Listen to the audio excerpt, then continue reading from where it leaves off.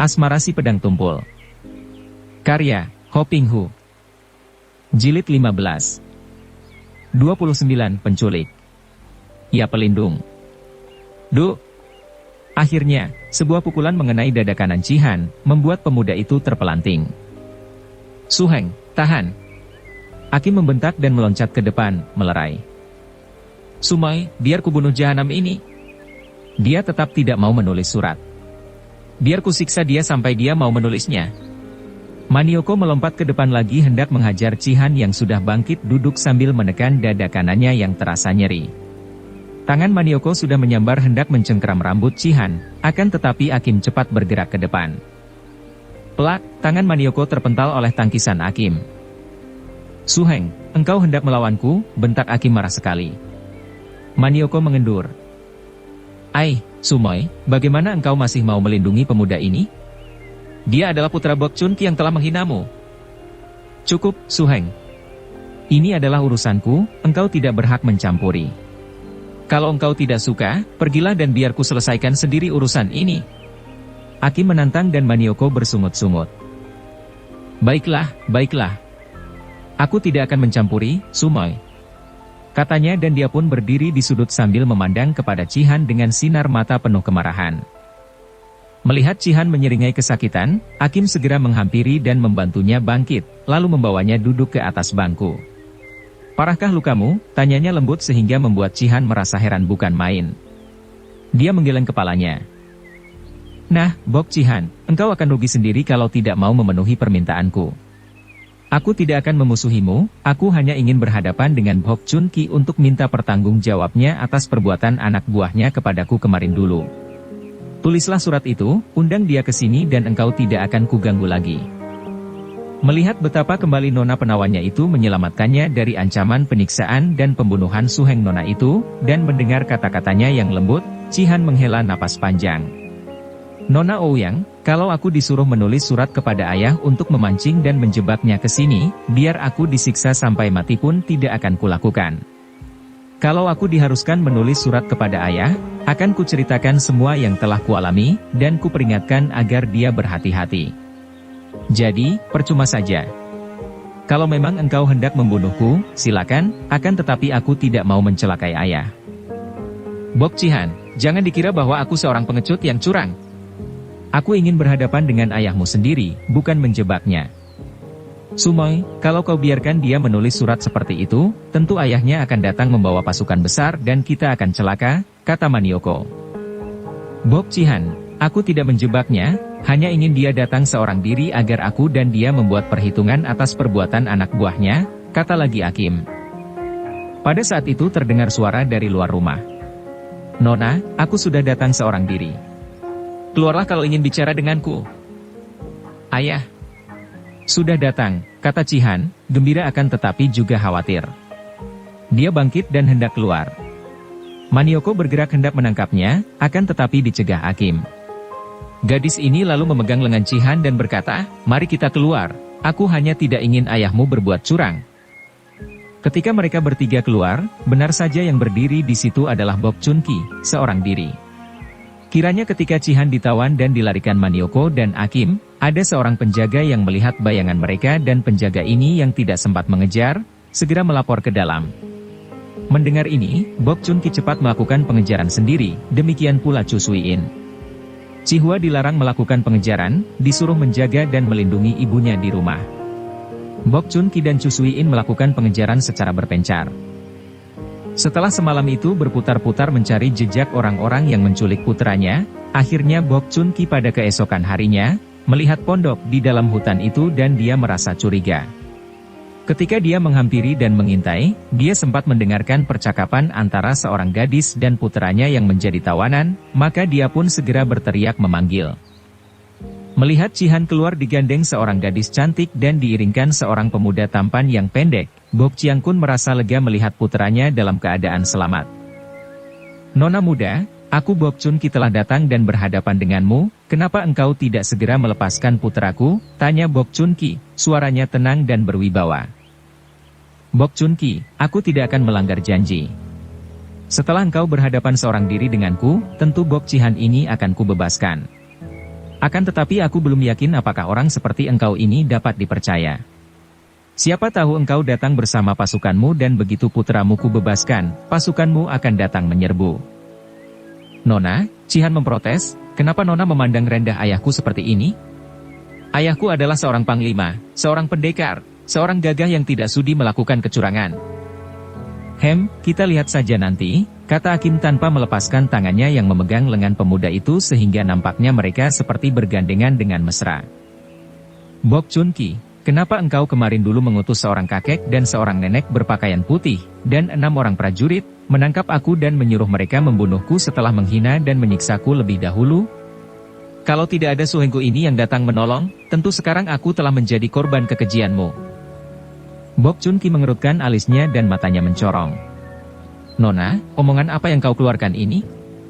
Aku Bok Chun Ki selamanya tidak pernah melakukan perbuatan sehina itu. Aku selamanya tidak mengenalmu, mengapa aku harus melakukan hal seperti itu?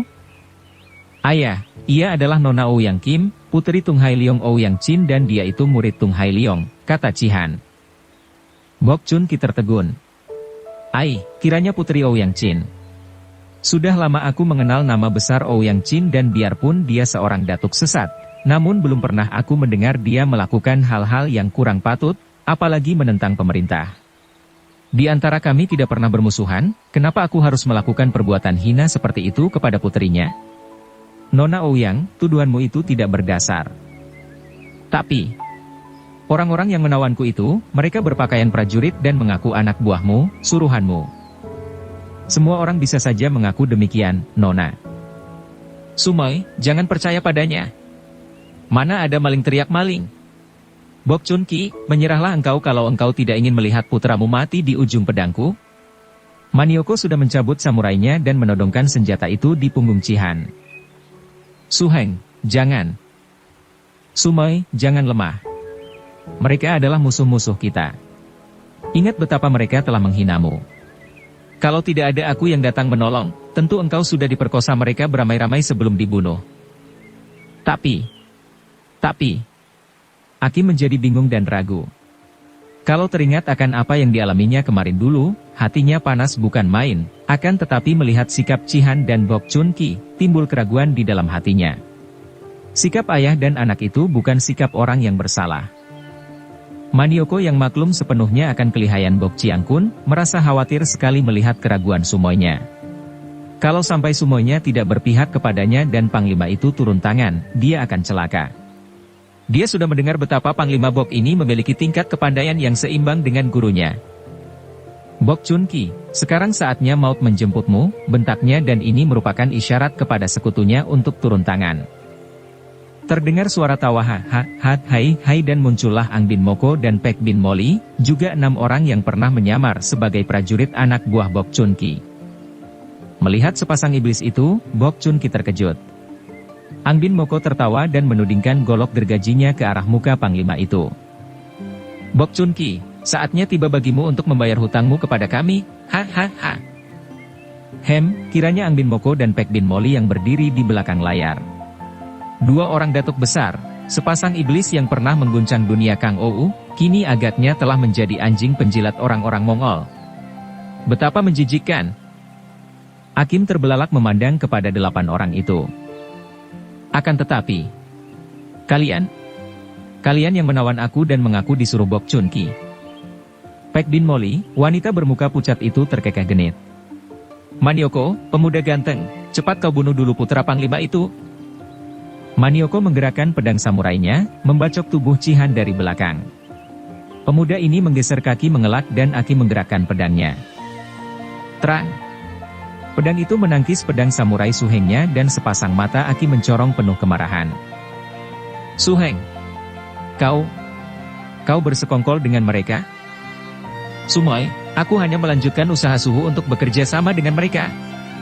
Manioko membantah. Biarkan aku membunuh dia. Manioko menyerang lagi ke arah Cihan, akan tetapi pedang Aki menyambar dan terpaksa Manioko menyambut dan terjadilah perkelahian seru antara Suheng dan Sumoy ini. Bantu aku menangkapnya. Manioko berteriak kepada sekutunya karena dia kewalahan menghadapi Goat Im Kiam yang mendatangkan hawa dingin itu. 6 orang anak buah sepasang iblis itu segera membantunya dan mengeroyok Akim. "Jangan bunuh, tangkap ia hidup-hidup," seru Manioko yang merasa sayang kalau gadis yang membuatnya selama ini tergila-gila itu sampai terbunuh. Melihat Akim dikeroyok, Cihan lalu membantu Akim. "Cihan, kau pergunakan pedang ini," kata ayahnya dan Cihan meloncat ke dekat ayahnya, menerima sebatang pedang. Kiranya Bok Chun Ki telah dipancing oleh sepasang iblis yang telah menduga bahwa Cihan tentu tidak dapat dipaksa menulis surat. Oleh karena itu, mereka membuat surat kepada Bok Chun Ki dan minta agar panglima itu datang sendiri ke situ. Akan tetapi malam itu, mereka melihat Bok Chun Ki berkeliaran di hutan, maka mereka hanya mengintai dan menanti, untuk membantu Akim dan Manioko. Ketika melakukan pengejaran terhadap para penculik putranya, Bok Chun Ki sengaja membawa pedang cadangan. Dia dapat menduga bahwa setelah dapat diculik, tentu putranya itu tidak membawa senjata lagi, maka dia sengaja membawakan sebatang pedang untuk putranya dan sekarang, benar saja putranya membutuhkannya. Dengan pedang di tangan, kini Cihan membantu Akim mengamuk. Karena tingkat kepandaiannya masih jauh dibandingkan Manioko dan Akim, maka dia pun hanya membendung pengeroyokan 6 orang anak buah sepasang iblis sehingga Akim dapat mencurahkan tenaga untuk menghadapi suhengnya. Sementara itu, melihat betapa Akim dan Cihan sudah dikeroyok, sepasang iblis itu tertawa lagi. "Bok Chun Ki, belasan tahun yang lalu, kami pernah kalah olehmu, akan tetapi sekarang tibalah saat pembalasan kami. Juga, engkau harus mati karena engkau merupakan gangguan bagi gerakan yang mulia," kata Anbin Moko. "Anjing penjilat Mongol!" Bok Chun Ki membentak dan dia pun sudah mencabut cengkong kiam. Nampak sinar kehijauan menyilaukan mata ketika pedangnya tercabut.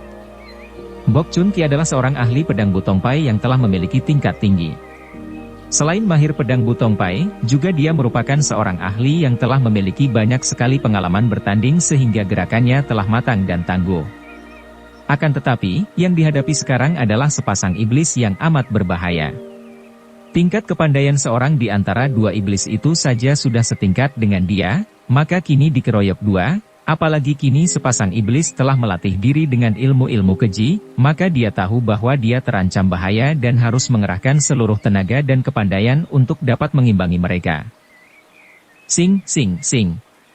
Golok gergaji di tangan Angbin Moko mulai menyerang bertubi-tubi, menyambar-nyambar bagaikan seekor burung elang mencari mangsa.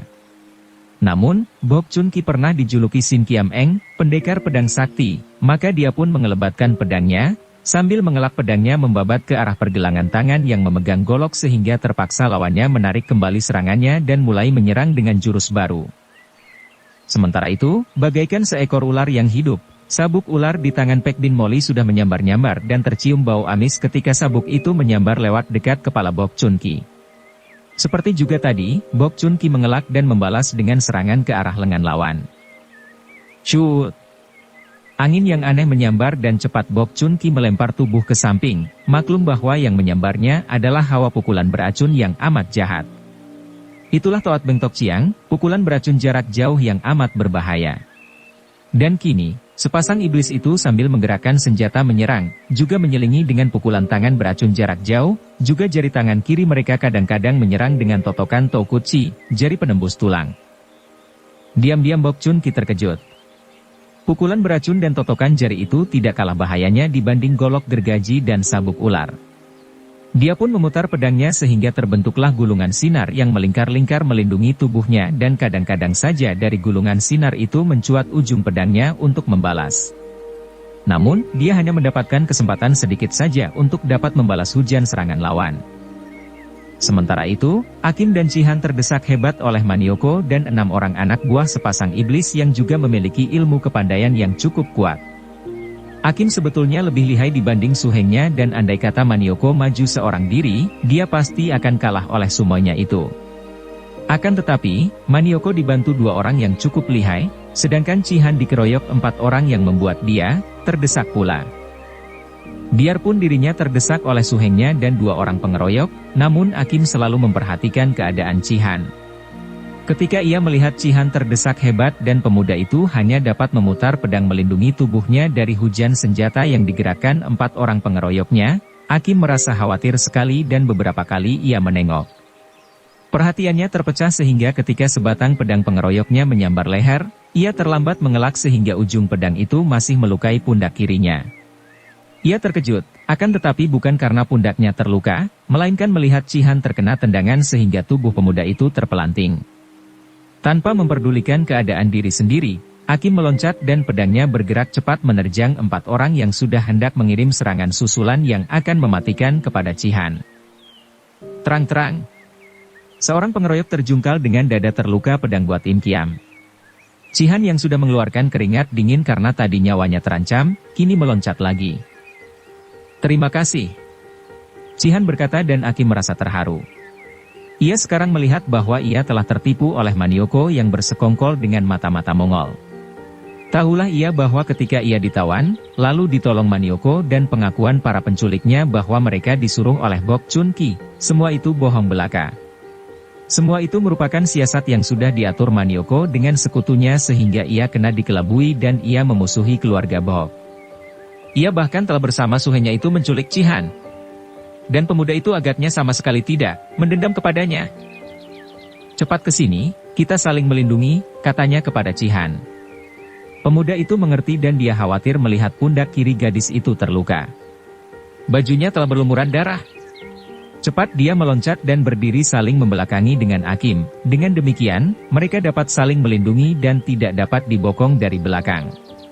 Mereka berdiri sambil memasang kuda-kuda, sedangkan Manioko bersama sisa anak buah sepasang iblis, yaitu tinggal 5 orang karena yang seorang telah roboh oleh Akim, mengepung sambil bergerak perlahan mengitari 2 orang muda itu. Bunuh pemuda ini, tangkap gadisnya, kata pula Manioko yang membuat Akim marah bukan main. Sejak kecil suhenya ini dipelihara ayahnya, dididik dan disayang. Kiranya sekarang telah menjadi pengkhianat yang berniat buruk terhadap dirinya. Manioko, engkau manusia berhati binatang, tak mengenal budi, bentak Akim akan tetapi segera ia bersama Cihan harus memutar senjata untuk melindungi diri dan menangkis sambaran senjata 6 orang pengeroyok itu.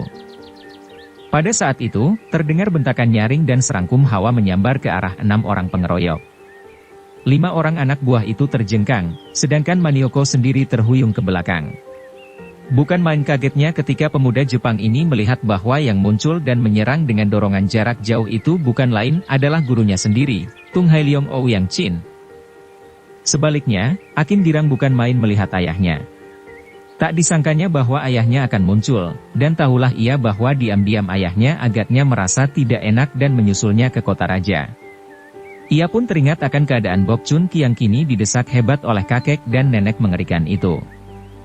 Ayah, Angbin Moko dan Pekdin Moli itu hampir saja berhasil menyiksa dan membunuhku. Ayah, aku telah dihina mereka, balaskan dendamku, ayah. Mereka bahkan menghina dan mencemooh ayah, menganggap ayah takut kepadanya. Dan Manioko binatang tak mengenal budi ini bersekongkol dengan mereka. Mendengar ucapan putrinya itu, merah wajah kakek gendut itu. Takut merupakan pantangan baginya dan dikatakan takut merupakan penghinaan yang paling besar. Maka, mendengar ucapan Akim, mukanya merah dan seluruh tubuhnya gemetar, tanda bahwa ia sedang mengerahkan tenaga sinkang, siap untuk bertempur. Kemudian, setelah mengeluarkan pekik seperti para pendekar samurai Jepang kalau berlagak, Tung Hailiong Ouyang Chin menyerbu ke dalam pertempuran antara Bok Chun Ki yang dikeroyok 2. Ouyang Chin, bajak Jepang rendah, jangan banyak lagak di sini, bentak Angbin Moko yang cepat menyambut kakek gendut itu. Pada saat itu, Ouyang Chin menyambar dengan pukulan tamparan yang amat kuat, dan Angbin Moko cepat mengerahkan Toat Beng Tok Chiang untuk menyambut. Des! 2 telapak tangan bertemu dan akibatnya, tubuh Angbin Moko terdorong mundur sampai 7 langkah. Ouyang Chin sendiri terkejut karena biarpun dia lebih kuat dan tubuhnya tetap tegak, namun telapak tangannya yang tadi bertemu dengan telapak tangan Angbin Moko terasa panas dan gatal. Tahulah dia bahwa lawan menggunakan pukulan beracun yang amat berbahaya sehingga telapak tangannya yang sudah kebal terhadap senjata tajam dan terhadap racun itu kini tetap saja tertembus. Setelah mengerahkan sinkang untuk menahan pengaruh hawa beracun yang menyusup ke telapak tangan kanannya itu, Tung Hailiong Ouyang Chin mencabut pedangnya dan tampak sinar yang menyilaukan mata. Pedang Jit Ong Kiam, Raja Matahari, telah tercabut dan pedang ini memang mengkilat dengan cahaya yang berkilauan. Akan tetapi Angbin Moko juga sudah memegang golok gergajinya, maka tanpa banyak cakap lagi, kedua orang datuk ini sudah saling terjang dengan ganasnya. Karena kini Ang Bin Moko mendapat lawan tangguh, Bok Chun Ki terbebas dari pengeroyokan dan pertandingan antara dia dan Pek Bin Moli berjalan dengan seru dan seimbang. Sabuk ular di tangan Pek Bin Moli menyambar-nyambar, namun dapat diimbangi gulungan sinar pedang di tangan Bok Chun Ki. Tingkat kepandaian mereka memang seimbang, maka masing-masing harus mengerahkan seluruh tenaga dan menguras semua kepandaian untuk dapat mengalahkan lawan. Yang paling hebat adalah perkelahian antara Tung Hai Leong Ouyang Chin melawan Ang Bin Moko. Keduanya mengeluarkan jurus-jurus paling ampuh dan keduanya bernafsu besar untuk saling membunuh. Karena maklum bahwa lawan amat berbahaya, maka keduanya ingin saling mendahului. Berkali-kali Jit Kong Kiam beradu dengan golok gergaji. Demikian kerasnya pertemuan kedua senjata ini sehingga tampak bunga api berpijar dan berhamburan, disertai suara nyaring yang menusuk telinga. Namun, kedua senjata itu tidak menjadi rusak. Agaknya kedua senjata itu memang merupakan senjata ampuh yang kuat dan keras. Sing!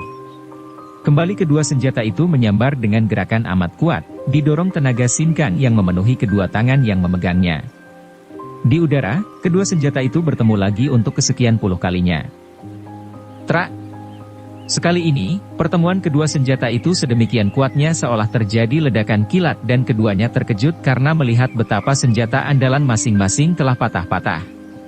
Dua buah senjata itu akhirnya tidak kuat menahan hantaman yang dilandasi tenaga Sin Kang itu dan patah. Keduanya terkejut dan marah bukan main. Keparat, bentak Tung Hai Leong Ouyang Chin. Jahanam!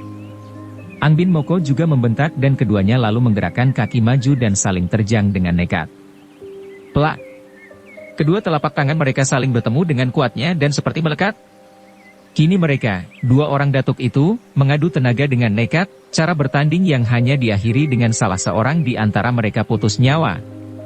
Mereka saling serang melalui penyaluran tenaga lewat tangan mereka, dan saling mendorong. Keduanya saling tatap dengan mata mendelik, seluruh tenaga dari pusar mendorong lawan melalui kedua telapak tangan. Demikian hebat mereka mengerahkan tenaga sampai uap perlahan mengepul keluar dari kepala mereka. Setelah kini mengadu Sin Kang, Ouyang Chin kembali merasa betapa hawa beracun yang amat kuat menyerangnya melalui telapak tangan. Dia tahu akan bahayanya hal ini, namun kini dia tidak dapat mundur lagi. Siapa mundur tentu akan binasa. Dalam keadaan seperti itu, tidak ada seorang pun yang akan mampu memisahkan mereka tanpa menghadapi bahaya maut bagi dirinya sendiri. Maka, tidak ada jalan lain kecuali mengerahkan lagi seluruh tenaganya untuk merobohkan lawan sebelum hawa beracun itu menyusup semakin dalam ke tubuhnya. Dia melihat betapa kedua tangannya, sampai ke pergelangan, mulai berubah menghitam. Itu tandanya bahwa dia telah keracunan secara cepat. Dan hawa beracun yang menimbulkan panas dan gatal itu dengan kuatnya hendak menyusup terus ke dalam. Hanya dengan sinkangnya yang kuat saja maka hawa beracun itu dapat tertahan. Sementara itu, Ang Bin Moko juga terkejut bukan main. Tak disangkanya ada orang di dunia ini yang sanggup menerima Toat Beng Tok Chiang, ilmunya yang mengandung racun mematikan itu. Bahkan dia mulai terdorong dan ketika dia mempertahankan dirinya, perlahan-lahan, senti demi senti, kedua kakinya amblas ke dalam tanah yang diinjaknya. Demikian kuatnya tenaga lawan mendorongnya. Dia mencoba untuk mempertahankan, namun dia kalah kuat. Uap putih semakin tebal mengepul di atas kepalanya, napasnya mulai memburu dan matanya mendelik, mukanya yang biasanya berwarna merah itu kini mulai berkurang merahnya, berubah pucat. Dia berusaha mengerahkan lagi tenaganya, akan tetapi seperti bendungan pecah, dia muntahkan darah segar dan kedua kakinya kini amblas sampai sebatas lututnya. Akhirnya, dia mengeluarkan teriakan melengking dan tubuhnya seperti terjengkang, roboh telentang di atas tanah dengan kedua kaki terjepit tanah sampai di lutut. Akan tetapi, ketika dua pasang telapak tangan itu terlepas, tubuh Ouyang Chin juga terhuyung ke belakang dan hampir saja dia roboh. Dia masih mampu bertahan, dan memandang kepada kedua lengannya yang sudah menghitam sampai ke atas siku. Sebagai seorang datuk yang berilmu tinggi, maklumlah Ouyang Chin bahwa maut sudah berada di ambang pintu. Maka, dia pun menguatkan dirinya, lalu memandang ke arah puterinya yang bersama seorang pemuda yang gagah dikeroyok oleh Manioko dan 5 orang lain. Pemuda yang saling melindungi dengan puterinya itu cukup indah gerakan pedangnya, ilmu pedang Butong Pai, akan tetapi masih kalah jauh dibandingkan Manioko sehingga keadaan puterinya terancam. Manioko, keparat engkau! Ouyang Chin melompat dan sekali menggerakkan kedua tangan yang menghitam itu, Manioko terhuyung dan dua orang pengeroyok roboh dan tewas. Suhu, aku hanya melanjutkan cita-cita Suhu. Aku ingin menjadi raja muda kelak. Manioko membantah ketika melihat Suhunya melangkah menghampirinya, sedangkan tiga orang sisa pembantunya masih mengeroyok Akim dan Cihan. Setan kau! Kenapa engkau mengeroyok Akim? Bukankah Suhu sudah memberikan ia untukku? Bukankah Suhu sudah setuju kalau ia menjadi jodohku? Kembali Manioko membantah. Setuju berjodoh denganmu bukan berarti setuju engkau mempermainkannya. Apalagi engkau bersekongkol dengan iblis itu untuk mencelakainya. Engkau tidak berhak hidup lagi. Setelah berkata demikian, Ouyang Chin yang sudah mulai lemah itu bergerak menyerang muridnya sendiri. Suhu! Suhu ingin membunuh murid sendiri, bangsa sendiri? Suhu tidak melihat senjata pusaka bangsa kita ini? Manioko memperlihatkan pedang samurai di tangannya dan sejenak Ouyang Chin tertegun memandang kepada senjata yang merupakan senjata mustika yang dihormati dan dikeramatkan bangsa Jepang itu. Pada saat dia tertegun dan terpukau di depan muridnya memandang pedang samurai, tiba-tiba dengan kedua tangannya, Manioko menyerang dengan menusukkan pedang samurai itu sekuat tenaga ke perut gurunya. Serangan itu terlalu cepat datangnya, terlalu dekat dan pada saat itu tubuh Ouyang Chin memang sudah lemah oleh hawa beracun, maka tanpa dapat dihindarkan lagi, pedang samurai itu menusuk perut Tung Hai Leong Ouyang Chin dan tembus sampai ke punggung. Ouyang Chin terbelalak, kedua lengannya menyambar dari kanan kiri dan 10 buah jarinya mencengkeram kedua pundak Manioko dekat leher. Pemuda Jepang itu terbelalak, tidak mampu bergerak karena seluruh tubuhnya terasa kaku dan nyeri seperti ditusuki 1000 batang jarum. Lehernya berubah menghitam yang menjalar terus ke mukanya dan dia pun terkulai, roboh bersama gurunya yang masih mencengkeram kedua pundaknya. Guru dan murid itu tewas dalam waktu yang bersamaan. Karena kini hanya menghadapi 3 orang pengeroyok, dan melihat betapa ayahnya tadi terluka ketika melawan Angdin Moko, Akim menjadi khawatir sekali. Bersama Cihan, ia mengamuk dan dalam waktu singkat saja ia merobohkan 2 orang penyeroyok, sedangkan orang ketiga roboh oleh tusukan pedang Cihan. Pada saat itu, perkelahian antara Bok Chun Ki dan Pek Din Moli masih berlangsung seru karena memang tingkat kedua orang ini seimbang. Akan tetapi tiba-tiba terdengar bentakan nyaring, "Siluman betina, jangan menjual lagak di sini." Bentakan itu keluar dari mulut Beco Asian Li Chu Suiin. Wanita ini juga mencari jejak para penculik putra tirinya dan berpencar dari suaminya. Karena ia mencari ke lain jurusan, maka sampai semalam itu ia tidak dapat menemukan Cihan, bahkan tidak bertemu dengan suaminya. 30 perut gendut yang mencurigai. Akhirnya, menjelang pagi ia mengubah arah pencariannya sambil menyusul suaminya dan pada pagi hari itu, ia melihat suaminya sedang bertanding mati-matian melawan seorang wanita tua yang masih cantik, yang berpakaian serba putih dan bermuka pucat seperti mayat. Sebagai bekas tokoh Kangou, tentu saja ia segera mengenal bahwa wanita itu adalah Pek Din Moli, iblis betina muka putih, yang merupakan seorang datuk sesat. Maka ia membentak dan segera terjun membantu suaminya. Gulungan sinar hitam menyambar dan Pek Din Moli terkejut bukan main. Ia pun mengenal si Dewi Ular cantik dengan pedang yang bersinar hitam itu, dan mukanya yang sudah pucat menjadi semakin pucat. Melawan Bok Chun Ki saja sudah amat sukar mencapai kemenangan, kini muncul tokoh wanita dari Bukit Ular yang lebih lihai lagi ini. Ia mencoba untuk melawan dengan sabuk ularnya, namun karena hatinya sudah gentar, dalam beberapa jurus saja sabuk ularnya putus menjadi 3 potong oleh Hek Cho Akiam, pedang ular hitam, di tangan Chu Suiin.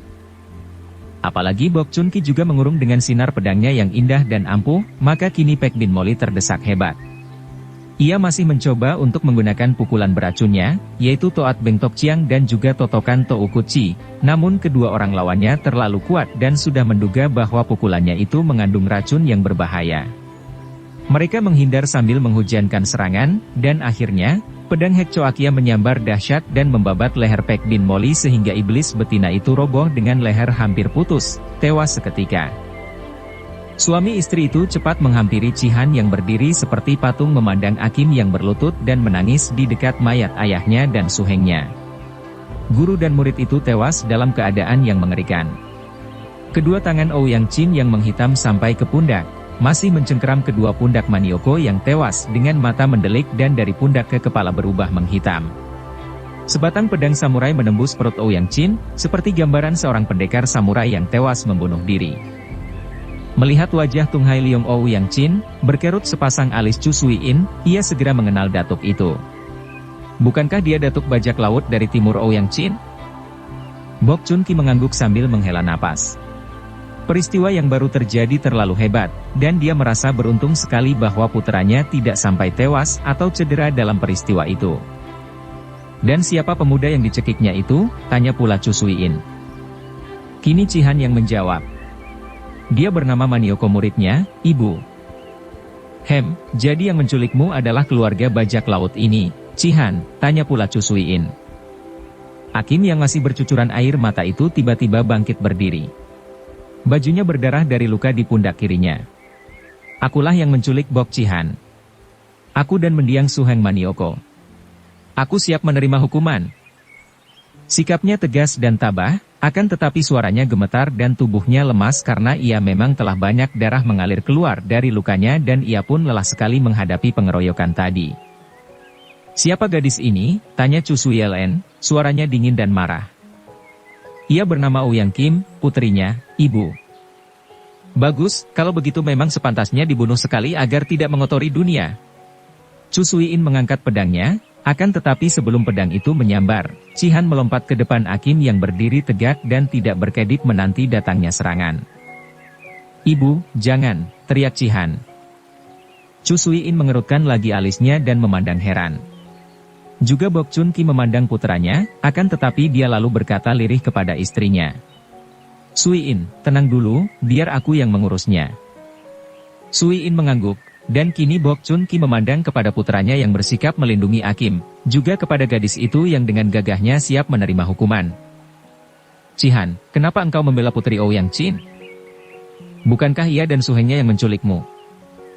Ayah, Nona Ouyang Kim adalah seorang gadis yang baik. Seorang gadis yang gagah perkasa dan kalau tidak ada ia yang melindungiku, tentu sudah lama aku tewas di tangan Manioko itu. Bagaimanapun juga, aku tidak membolehkan siapapun mengganggunya, apalagi membunuhnya. Biarlah aku yang dibunuh dulu kalau ibu hendak membunuhnya. Melihat sikap ini, Bok Chun Ki saling pandang penuh arti dengan istrinya.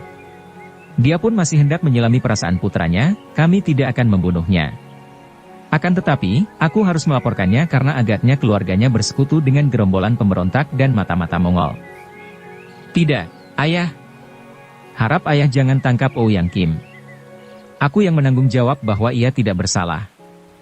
Tiba-tiba terdengar rintihan Hakim dan Cihan cepat membalik dan merangkul gadis itu yang terkulai dan roboh. Nona. Engkau. Kenapakah? Engkau. Tidak apa-apakah engkau? Tanyanya sambil mengguncang tubuh gadis yang telah memejamkan matanya dan tampak pucat itu. Aku. Cihan. Biarkan. Mereka menghukumku. Biar aku menebus dosa ayah dan Suheng. Tidak, Hakim.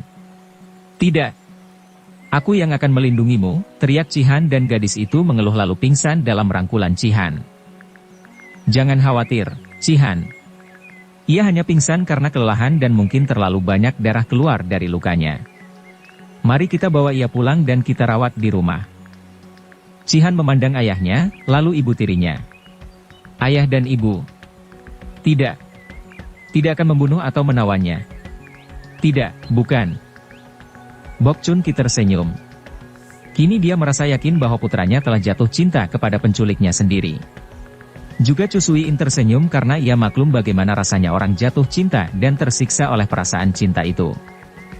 Pada saat itu, beberapa orang prajurit anak buah Bok Chun Ki yang tadi ikut pula mencari, datang dan Bok Chiang Kun segera memberi pesan kepada mereka agar mereka mengurus semua jenazah baik-baik, bahkan memberi peti mati yang selayaknya kepada dua jenazah Ouyang Qin dan Manioko dan menyediakan meja sembahyang untuk jenazah guru dan murid itu, di dalam pondok yang terdapat di situ.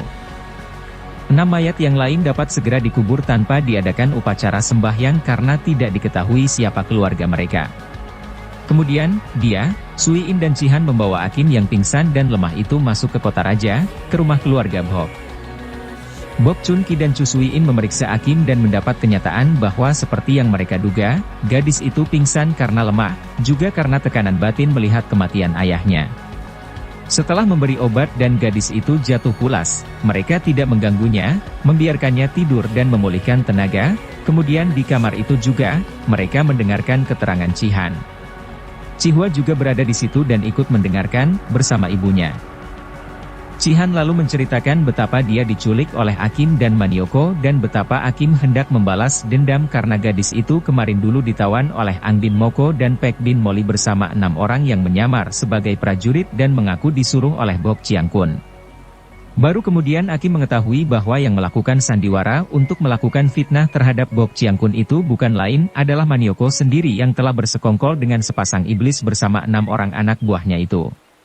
Betapa Akim mati-matian membela dan melindunginya ketika dia akan dibunuh Manioko. Setelah tahu bahwa ia dikelabui suhengnya sendiri, Akim lalu memihak ayah dan aku, melawan Manioko dan orang-orangnya, sedangkan ayah dikeroyok sepasang iblis itu. Lalu muncul ayahnya Akim yang segera membantu putrinya, kemudian bertanding melawan Ang bin Moko yang dapat dibunuhnya, akan tetapi agaknya dia keracunan dan tewas ditusuk samurai oleh Manioko yang juga dapat dibunuhnya. Nah, bukankah Akim sama sekali tidak bersalah, ayah? Juga Tung Hai Leong Ouyang Chin itu datang-datang memihak kita dan menyerang Ang bin Moko. Tidak sepatutnya kalau kita sekarang membikin susah Akim yang sudah kehilangan ayah dan suheng.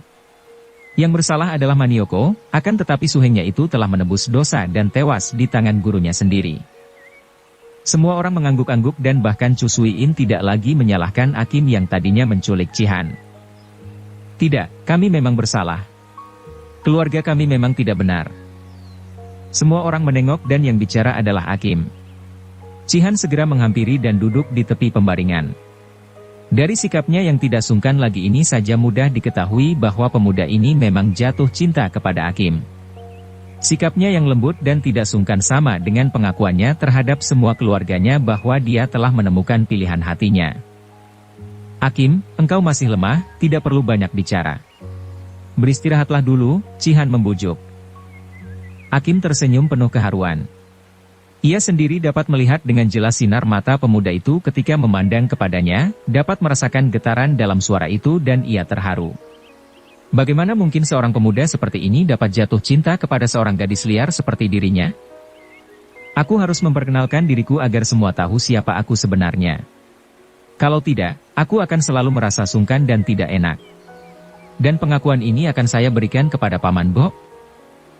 Maksudku Panglima Bo. Engkau boleh menyebutku Paman, Akim, aku lebih senang dengan sebutan itu, kata Bok Chun Ki dengan lembut dan Akim mengangguk dengan pandang mata berterima kasih. Begini, Paman Bo. Belum lama ini, ayah kedatangan Butek Kiam Ong, seorang di antara Butek Cap Sakui yang membawa barang-barang berharga hadiah dari yang dia sebut yang mulia, yaitu pimpinan orang-orang Mongol yang hendak memberontak dan membangun kembali kerajaan Mongol. Ayah diajak bekerja sama dan dijanjikan kelak kalau berhasil akan dijadikan raja muda. Ayah kena terbujuk dan bersedia memenuhi panggilan pimpinan mata-mata, berangkat bersama mendiang Suheng, yaitu Manioko. Ia berhenti sebentar, menghela napas. Mendengar ini, hati Cihan merasa tidak enak sekali. Tidak senang dia mendengar gadis yang dicintainya menceritakan keburukan keluarganya sendiri. Hal ini akan menimbulkan perasaan tidak senang dalam hati orang tuanya. Akim, perlukah engkau ceritakan semua itu?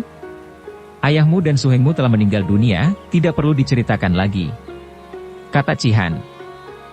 Biarlah, Cihan, biar semua orang mengetahui dan mengenal siapa diriku, kata Akim berkeras. Lalu, melanjutkan, ibu dan aku sendiri tidak senang mendengar ayah dapat terbujuk oleh orang-orang Mongol. Lalu mengutus aku untuk menyusul ayah dan Manioko yang sudah berangkat ke kota raja, dan ibu minta agar aku berkeras membujuk ayah jangan sampai melibatkan diri dengan orang-orang Mongol. Maka berangkatlah aku. Aku selalu menentang para pemberontak yang dipimpin orang yang disebut yang mulia, yang selalu mengenakan kedok hitam. Ia lalu menceritakan semua pengalamannya ketika ia menolong Sin Wan yang hampir terbunuh oleh si kedok hitam, kemudian tentang penawanan atas dirinya yang dilakukan Ang bin Moko dan Pek bin Moli yang ternyata bekerja sama dengan suhengnya sendiri, Manioko yang menggantikan gurunya bersekutu dengan orang-orang Mongol. Betapa ia pernah ditawan pula oleh gerombolan mata-mata itu dan dijadikan sandera untuk memaksa ayahnya dan suhengnya untuk membunuh Raja Muda Yunglo dan Pangeran Mahkota yang sedang mengadakan pesta di perahu dekat Chin An. Mulai saat itu juga, ayah sudah berbalik sikap, tidak sudi bekerja sama dengan orang-orang Mongol, bahkan menentang mereka. Biarpun demikian, terus terang kuakui bahwa tadinya ayahku memang terkena bujukan orang Mongol. Ayah bercita-cita besar dan akhirnya, Akim memejamkan kedua matanya dan beberapa titik air mata menetes turun ke atas kedua pipinya. Sudahlah, Akim. Semua itu sudah berlalu, kami sekeluarga tidak ada yang menyalahkanmu atau mendiang ayahmu, kata Cihan menghibur. Dan mulai sekarang, engkau dapat hidup tenang dan damai di sini, di sampingku. Akim terbelalak, memandang pemuda itu, lalu menoleh dan memandang kepada Bok Chiang Kun dan kedua istrinya, juga kepada Cihua yang sejak tadi hanya ikut mendengarkan saja. Ia melihat betapa semua wajah itu tersenyum cerah, bahkan Sui In mengangguk kepadanya. Cihan, apa? Apa artinya ucapanmu itu? Cihan yang sudah jatuh cinta itu, dengan jujur dan tanpa sungkan lagi mengaku, artinya, Akim, bahwa aku cinta padamu dan aku akan minta kepada orang tuaku untuk meminangmu. Akim benar-benar terkejut dan juga kagum melihat kejujuran pemuda bangsawan ini. Ia pun harus bersikap jujur, kalau tidak, kelak hal yang disembunyikannya itu hanya akan menjadi gangguan bagi batinnya. Bagaimana mungkin? Kenapa tidak mungkin, Akim? Sui In berkata dengan lembut. Kalau kalian saling mencintai, dan pihak keluarga menyetujui, mengapa tidak mungkin? Cihan mencintaimu dan kami sekeluarga juga menyetujui, tinggal terserah apakah engkau juga mencintainya dan apakah ibumu akan menyetujuinya. Mendengar ini, Bok Chun Ki dan istrinya juga mengangguk. Seperti biasa, Chu Sui In memang lancang dan terus terang, akan tetapi juga cerdik sehingga sebelum bicara, ia sudah merasa yakin bahwa suaminya dan madunya akan cukup bijaksana untuk menyetujui pilihan hati Cihan. Aku kagum dan suka kepada Cihan. Akan tetapi, aku merasa tidak pantas menjadi jodohnya. Bahkan aku pernah jatuh cinta kepada seseorang dan dia menolak cintaku. Terus terang saja, Cihan, aku pernah jatuh cinta kepada Sin Wan. Semua orang mengerutkan alisnya, dan Cihua yang ikut mendengarkan menjadi merah sekali mukanya. Dan sekarang engkau masih cinta padanya? Tanya Cihua karena ia ingin tahu sekali. Biarpun dia tidak ikut bertanya, namun pandang mata Cihan kepada Akim juga menuntut penjelasan. Akim tersenyum dan menggeleng kepalanya. Kurasa tidak. Aku memang mengaku cinta padanya, akan tetapi dia juga berterus terang bahwa dia tidak dapat mencintai gadis lain kecuali sumoinya. Aku lalu sadar. Cinta tidak mungkin dipaksakan. Perjodohan tidak mungkin ditunjang cinta sepihak. Aku bahkan kagum kepadanya Sin Wan seorang yang setia kepada kekasihnya. Keluarga itu kecuali Nyonya Bok, adalah keluarga orang gagah yang menghargai kejujuran. Sikap Akim yang terus terang itu mengagumkan hati mereka. Bahkan kini Cihua memandang kepada Akim dengan wajah berseri dan tiba-tiba ia pun merangkul Akim. Engkau hebat, Enci Akim, aku suka sekali mempunyai kakak ipar sepertimu ini. Semua orang tersenyum, juga Cihan tersenyum karena mereka semua tahu dengan hati lega bahwa mendengar ucapan Akim tadi, Cihua menyadari perasaan hatinya yang lemah dan tidak benar. Ia mencintai Sin Wan, akan tetapi kalau Sin Wan mencintai gadis lain, perlu apa ia harus menyesali diri? Cinta tidak dapat dipaksakan, dan perjodohan tidak mungkin ditunjang cinta sepihak, seperti sebuah bangku tidak mungkin hanya berkaki sebelah. Seketika Cihua menyadari bahwa perasaan masgul dan duka yang dirasakannya selama ini karena penolakan Sin Wan adalah suatu kebodohan dan kelemahan. Kalian tidak membenciku karena itu? Cihan, engkau tidak marah karena aku pernah mencinta pemuda lain? Kenapa marah? Kenapa menyesal, Akim? Cinta adalah suatu perasaan hati yang amat pribadi. Jatuh cinta berarti tertarik kepada seseorang. Kalau kita mau jujur, aku sendiri mungkin sudah puluhan kali jatuh cinta, tertarik kepada seorang wanita, akan tetapi semua itu hanya menjadi rahasia hatiku sendiri. Itulah bedanya antara engkau dan aku, kalau aku hanya merahasiakan perasaan hatiku, engkau berterus terang. Engkau jujur dan terbuka, Akim. Yang penting, sekarang kita saling tertarik dan saling jatuh cinta. Benarkah dugaanku bahwa engkau pun cinta padaku? Akim tersenyum dan mengangguk. Kalau begitu, engkau setuju kalau kami mengajukan pinangan kepada ibumu? Kini Bok Chiang Kun bertanya. Tentu saja aku setuju, Paman. Akan tetapi, sebelum itu, aku harus membalaskan kematian ayah lebih dulu. Akim mengepal tinju. Pembunuh ayahmu adalah Angbin Moko dan Suhengmu Manioko. Kedua orang itu sudah tewas, kenapa engkau masih ingin membalas dendam? Kepada siapa? Tanya Bok Chunki. Tidak, Paman. Yang menjadi biang keladinya adalah si kedok hitam. Aku harus mencarinya dan membunuhnya. Akim berkata gemas. Kalau begitu engkau dapat membantu kami, Akim. Kami pun sedang berusaha keras untuk membasmi jaringan mata-mata Mongol yang dipimpin oleh si kedok hitam itu. Dia amat lihai, jaringannya amat kuat. Berbahaya sekali kalau kita bekerja sendiri-sendiri. Panglima itu teringat akan ancaman Kaisar yang akan menghukum mati seluruh keluarganya kalau dalam waktu sebulan, dia tidak mampu membasmi jaringan mata-mata Mongol itu. Ketahuilah kalian semua bahwa aku diharuskan Sri Baginda Kaisar untuk membasmi jaringan mata-mata itu dalam waktu sebulan. Nah, kita harus mengerahkan seluruh tenaga untuk menemukan si kedok hitam. Sayang Lili tidak segera pulang, karena tenaganya amat kita butuhkan, juga Sinwan. Pada saat itu, seorang pengawal masuk dan melaporkan kedatangan Sinwan dan Kui Xiang. Bok Chunki girang sekali. Tadinya dia mengira bahwa pemuda itu sudah tidak akan mau dan berani lagi datang ke rumahnya, dan dia sekeluarga mulai merasa menyesal telah pernah memaksa pemuda itu untuk mengawini Cihua. Mereka hendak memaksakan sebuah pernikahan dengan cinta sepihak. Biarpun mukanya berubah merah, namun sekali ini Cihua tidak lari bersembunyi, melainkan bersama Akim dan yang lain keluar menyambut kunjungan Sinwan. Sinwan dan Kui Xiang berdiri memberi hormat kepada keluarga tuan rumah dan diam-diam dia terkejut melihat Akim berada di situ, bergandeng tangan dengan Cihua. Kalau tadinya Sinwan merasa tegang hatinya dan juga amat sungkan untuk datang ke rumah ini dan bertemu dengan keluarga yang marah kepadanya itu, kini dia merasa heran dan lega hatinya. Bukan saja Cihua memandang kepadanya dengan sinar mata biasa dan senyum di bibir, juga Chu Suiin sendiri yang begitu marah kepadanya, kini menyambutnya dengan senyum di bibir. Bahkan Akim, yang pernah marah dan merasa terhina karena dia tidak dapat membalas cintanya, kini memandang kepadanya tanpa perasaan marah dan benci. Paman Bok, harap maafkan kami kalau kedatangan kami ini mengganggu paman sekeluarga, kata Sinwan setelah bersama Kui Xiang memberi hormat. Tidak ada yang perlu dimaafkan dan engkau sama sekali tidak mengganggu, Sinwan. Bahkan kebetulan sekali engkau datang karena kami memang memerlukan kehadiranmu untuk membicarakan tentang jaringan mata-mata Mongol, kata Bok Chiangkun. Dan nona ini, siapakah ia? Ini adalah Sumaku Liam Kui Xiang, Paman. Ia adalah putri mendiang bangsawan Liam Chun, pengurus gudang pusaka istana. Aku adalah sahabat baik mendiang ayahmu, Nona Liam, kata Bok Chun Ki dengan gembira. Mari, silakan masuk, kita bicara di dalam. Mereka semua masuk dan duduk di ruangan dalam. Setelah duduk mengelilingi sebuah meja besar, Akim yang kebetulan saling pandang dengan Sinwan lalu bertanya, Sinwan, inikah sumoimu yang menjadi calon jodohmu itu? Semua orang tidak kaget lagi mendengar pertanyaan yang demikian jujur dan terbuka dari Akim karena sudah mengenal wataknya. Betapapun juga, pandang mata mereka yang ditujukan kepada Sinwan tampak riku. Sinwan tersenyum dan mengangguk, benar sekali, Akim.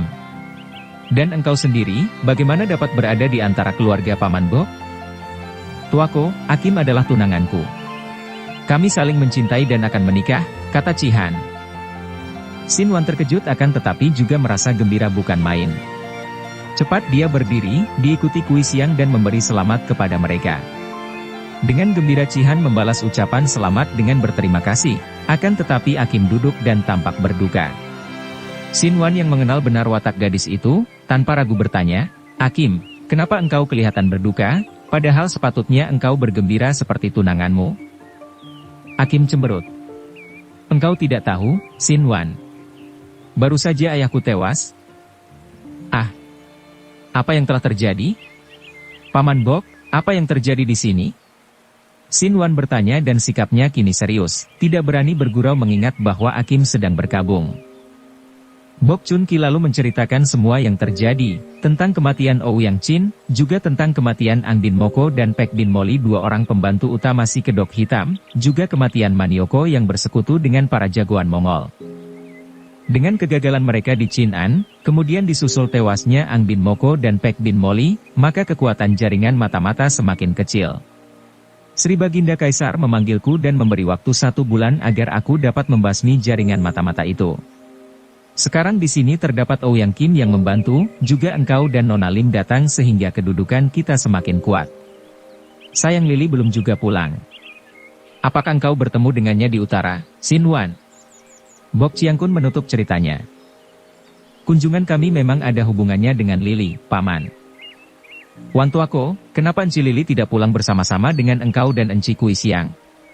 Cihua bertanya dan melihat sikap gadis itu yang sudah biasa terhadap dirinya, seolah-olah tidak ada bekas apa-apa di antara mereka. Xin Wan merasa heran akan tetapi juga girang sekali.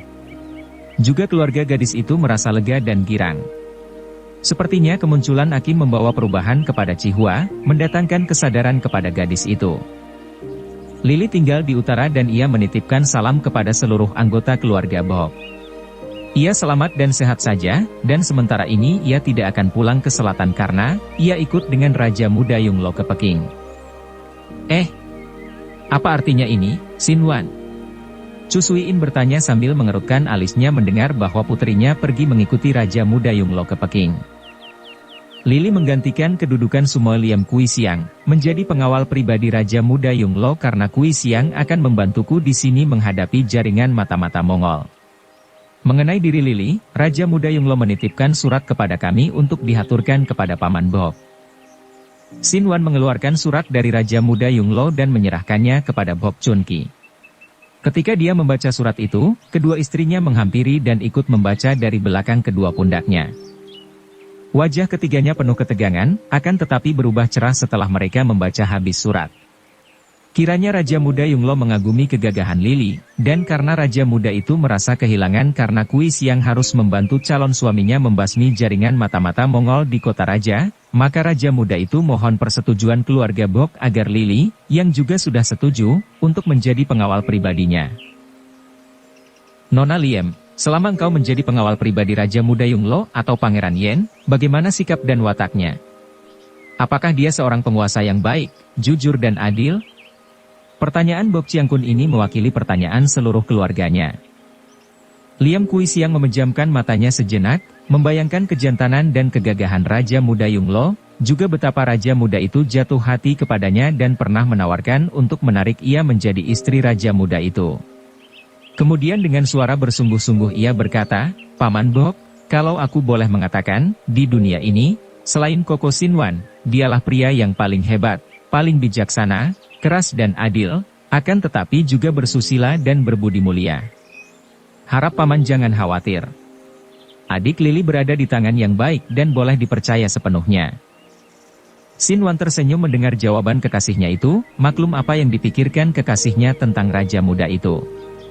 Juga dia mengerti akan kekhawatiran hati keluarga itu mendengar Lili menjadi pengawal pribadi Raja Muda di Peking itu. Apa yang diterangkan Siang Moi memang benar sekali. Sudah lama aku mengenal Raja Muda itu dan mengagumi kegagahannya. Harap Paman sekalian tidak merasa khawatir. Raja Muda Yunglo tidak dapat disamakan dengan Pangeran Mahkota, di sana Lili tidak akan mengalami hal-hal yang buruk seperti ketika menjadi pengawal Pangeran Mahkota. Syukurlah, lega hati kami setelah mendengar penjelasan kalian. Sekarang kita bicara tentang tugas kita. Bagaimana menurut pendapatmu, Xin Wan? Dari mana kita akan memulai penyelidikan kita dan siapa kiranya orang yang dapat dicurigai dan tahu di mana si kedok hitam bersembunyi? Aku sudah membicarakan urusan ini dengan Lili dan kami sependapat bahwa kita harus mencurigai Yao Xiucai, sastrawan yang kini menjadi penasihat dan tangan kanan Pangeran Mahkota, kata Xin Wan. Bok Chun Ki mengangguk-angguk. Aku sudah menyebar penyelidik dan memang orang itu patut dicurigai. Kemunculannya di istana Pangeran Mahkota itu mendatangkan perubahan besar pada diri sang pangeran. Kalau dulu, Pangeran Mahkota sudah terkenal sebagai seseorang yang selalu mengejar kesenangan, sekarang, setelah ada sastrawan itu, keadaannya menjadi lebih parah lagi. Bukan saja dia selalu berfoya-foya, bahkan suka mengganggu anak istri orang, dan selain suka mabok-mabokan, juga dia kini suka menghisap candu. Memang mencurigakan, kata Chu Suiin membenarkan suaminya. Menurut cerita kemunculan sastrawan itu di istana pangeran juga cukup mencurigakan. Lili bertemu dengan orang Xiao itu dalam perjalanan, dan sikap sastrawan itu mencurigakan sekali. Lili sama sekali tidak mengenal asal-usulnya, dan biarpun penampilannya seperti sastrawan dan bekerja sebagai guru sastra untuk putra Pangeran Mahkota, namun menurut Lili, sastrawan itu memiliki ilmu silat yang tinggi. Memang dia patut dicurigai, akan tetapi bagaimana mungkin dapat membuat dia membuka kedoknya dan bagaimana kita dapat menyelidiki siapa sebetulnya dia? Dia kini dekat sekali dengan Pangeran Mahkota, menjadi orang kepercayaannya, maka sukarlah bagi kita untuk mendesaknya, kata Bok Chun Ki. Yang kedua adalah si kedok hitam. Kalau saja kita mampu menemukan orang itu, kiranya semua rahasia jaringan mata-mata akan dapat terbongkar. Akan tetapi kemana kita mencari orang tinggi besar yang berperut gendut itu? Ilmu silatnya juga tinggi sekali. Nanti dulu, tiba-tiba Akim berseru nyaring sehingga mengejutkan Cihan yang duduk di sampingnya karena pemuda itu mengira bahwa kekasihnya itu diserang rasa nyeri pada pundak yang terluka. Ternyata tidak demikian. Luka di pundak Akim itu sudah sembuh berkat obat yang mujarab dari Chu Suiin. Aku teringat sesuatu ketika Paman Bok menyebut si kedok hitam yang berperut gendut. Perut gendut. Perut gendut. Tentu saja semua orang merasa heran, bahkan merasa geli mendengar gadis itu berulang kali menyebut perut gendut. Tiba-tiba Akim menoleh dan memandang kepada Xin Wan. Xin Wan, masih ingatkah engkau ketika kita berdua menyerang si kedok hitam, kemudian datang anak buahnya sehingga aku tertawan olehnya? Xin Wan mengangguk dan memejamkan mata untuk membayangkan kembali peristiwa itu. Iya, aku ingat.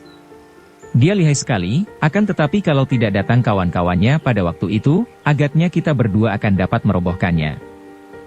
Bukan itu, Xin Wan, akan tetapi perut gendutnya, kata pula Akim dan kini ia tampak tegang. Semua orang tertegun heran karena kembali Akim menyebut tentang perut gendut. Memang si kedok hitam itu berperut gendut, Akim, lalu kenapa? Pemuda itu sehingga nampaknya mereka seperti bergandengan dengan mesra. Xin Wan, kita sungguh bodoh sekali mengapa baru sekarang sadar akan itu. Lupakah engkau ketika kita menyerangnya? Ketika itu, pedangmu yang tumpul tapi ampuh itu membuat dia terkejut dan pedang di tangannya rusak oleh pedang tumpulmu. Dan pedangku ini. Tiba-tiba Akim mencabut pedangnya yang tak pernah terpisah darinya dan semua orang terkejut melihat sinar pedang yang mengandung hawa dingin itu. Bersambung ke jilid 16. Dukung kami dengan subscribe, follow, like, komen dan share. Terima kasih.